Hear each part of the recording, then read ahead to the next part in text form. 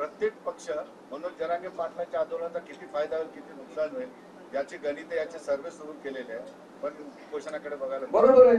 पण मी एकमेव आहे, मी एकमेव व्यक्ती आहे जे मी मनोज जरांगे पाटलांना सांगितलं आता पाडायचं बोलू नका तुम्ही, आता निवडून कसं आणायचं हे बघा.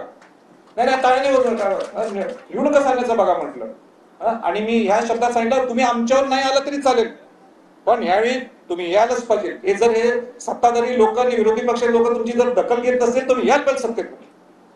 उभा करा तुम्ही आमच्या बरोबर या, आमच्यावर नाही यायचं येऊ नका, स्वतंत्र उभा करा, पण सत्तेत या. काय चुकीचं नाही, त्याशिवाय प्रश्न सुटणारच नाही.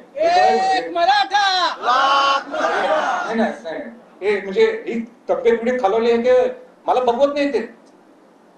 आणि आज सुद्धा मी कुठल्या राजकारणासाठी आलो नाहीये, मी पूर्णपणे प्रामाणिकपणाने तब्येत खालवली आहे.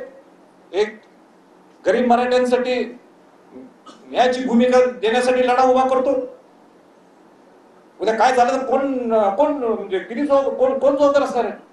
माझं मन काल बेचैन झालं होतं, मी उद्या काय गडबड झाली तर संभाजी छत्रपतीत पोहोचलंच नाही तिथं.